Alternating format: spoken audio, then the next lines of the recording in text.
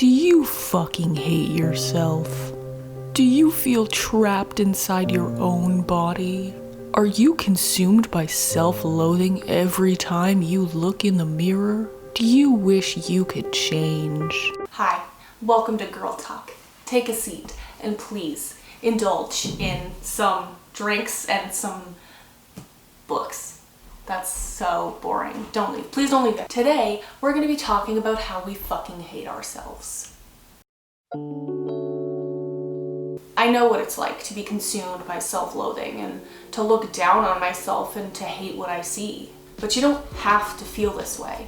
Feeling this way is a choice. Maybe not on purpose, but that's something that I've learned only recently. You make a choice every day to make the most of what you were given, to be thankful for the body that you were given, the choice to speak to yourself with compassion or hatred. I'm here today to tell you something that you might not want to hear, but I think you need to. You can change. Your happiness isn't dependent on a nose job, and it's not dependent on being skinny, and you're not going to magically start loving yourself once you grow bangs to hide your giant forehead. Olivia, I'm talking to you. Self-love and acceptance comes from within, and you can make changes toward self-love right now. Only if you commit. Only if you choose to move forward from self-pity or self-hatred. I am a confident, beautiful girl, and I value myself. That's something that I've only really come to realize recently, and it sure as hell didn't happen overnight. There are women out there with insecurities and characteristics that they wish to change about themselves, but they still choose to look in the mirror and say, I like my eyes, I like my juicy booty, and see the goodness instead of the bad. These girls aren't confident because they don't have insecurities. They're confident despite them. And it's just as possible for you to love yourself as it is for the next girl. So, how? How do I achieve self-confidence, self-love, and feel good about who I am? Here are 5 things that I took into consideration on my journey to self-love and confidence. 1, stop talking badly to yourself. It's so toxic. I don't know why girls don't realize this and they brush it off like it's nothing, but it's a big deal. You need to be more cognizant of the way that you speak to yourself, both out loud and in your own head. Next time when you say something mean, catch yourself. Call yourself out. And instead, challenge yourself to say something nice. Just one thing that you like about yourself. Even if that one thing is just, I like my legs because they carry me from one place to the next and they're functional. If that's all you can do, that's okay. Everyone's journey is personal and it's gotta start somewhere. The words you say to yourself matter, and they hold as much weight neurologically as they would if someone else said those horrible things to you. Next time you say something mean, ask yourself, would I say that to my best friend? Hell no! I would raise her up because I know her beauty even when she doesn't see it. Find a photo of your younger self. When you were innocent, naive, sweet, and you weren't worried about self-esteem and confidence because the thing you're worried about most was how many dino nuggets you were gonna get for dinner. Put a picture of that little girl on your mirror. The next time you look in it, remember, would you say these horrible things to that little girl? Hell no, you wouldn't. And that same girl is looking back at you, and she's just as deserving of love, if not more, for keeping it together all these years.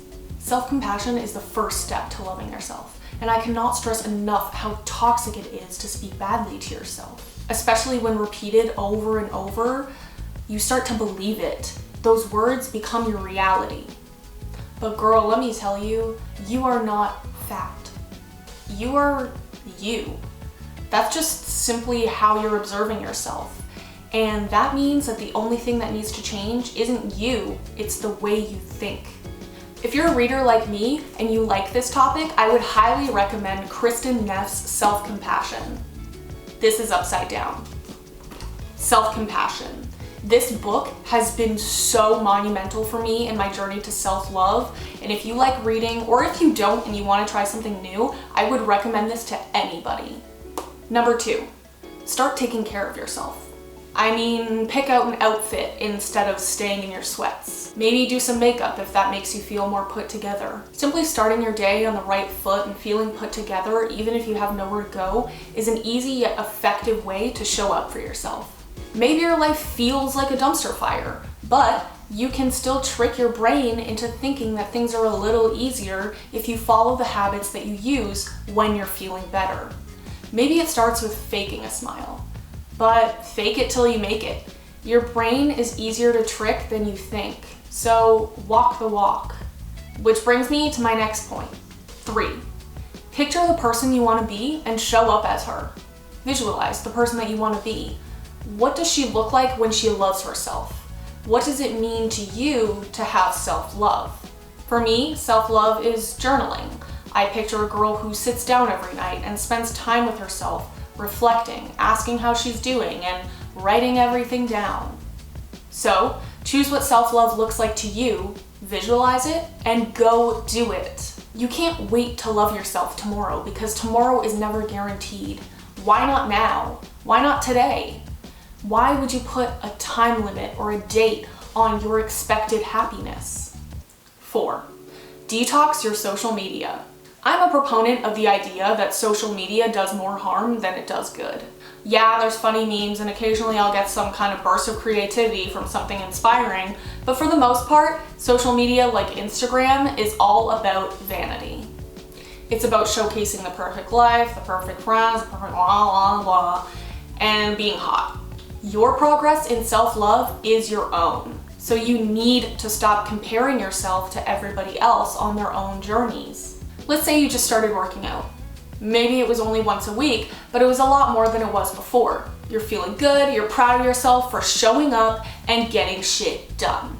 Hell yeah, I just challenged myself to go to the gym and I fucking did it. Nobody forced me to do it. I showed up for myself. That is something that you should be proud of. Then you look on Instagram and see a beautiful gym goddess and she's benching 120. That doesn't diminish your progress, but all of a sudden you're not feeling so hot about all the work that you did for yourself. Fuck that. No, my Halloween costume isn't as great as Kendall Jenner's, but I didn't need to know that. Start unfollowing people that don't inspire you or make you feel good. Marie Kondo your Instagram and ask yourself, does this bring me joy?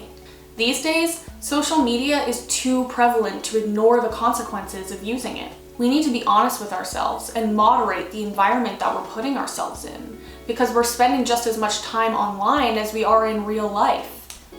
If you're one of those people that likes to get rid of toxic people in their life, then why are you allowing them to seep into your life through social media? It's really no different.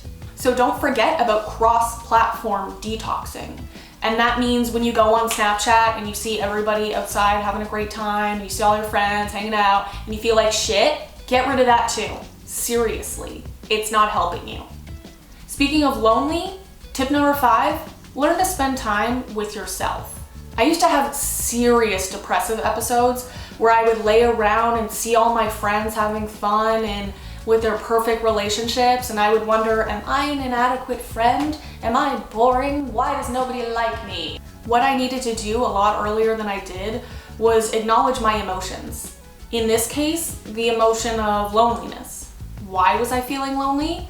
Well, because everyone on Snapchat was out having a good time, and I was home alone crying because Anton Ego's actually a really nice guy, and Remy started his restaurant and everyone's eating and drinking and having a really good time. Anyway, the root of my loneliness wasn't necessarily that other people were out, it was that I didn't think that hanging out with myself was good enough in the present moment. I want you to spend time with yourself. And I mean intentionally hang out with yourself. For me, the way I spend time with myself, again, is journaling. I know it's not for everyone, and I know it might not be your thing. It wasn't mine either, and trust me, 3 years ago, I couldn't keep a journal if my life depended on it. But now, I have 3 full journals, and it's been the most notable part of my self-love journey. I built a habit of doing this, and it's been rewarding in so many ways. I'll talk about that in another video, but particularly in the way that those journals became my safe space and my time alone. They became a place that I could turn to in dark times, and I learned to listen to myself and care about what I had to say. I learned to cherish these moments, and therefore the time with myself. The more I started to enjoy this time alone and find coping mechanisms, the more I didn't mind that other people were out. Because I kind of had something better to do. Myself. That sounded wrong. I'm not doing myself. Plans will come. You'll be invited places. The parties will come and the friends will too. But for now, just spend some time alone, because that's okay too. Nobody is gonna force you to love yourself. And no matter how many compliments you get or lack thereof, external things will never make you feel good about yourself internally. If there's something you really want, or someone you really want to be, then the only person standing in your way is you.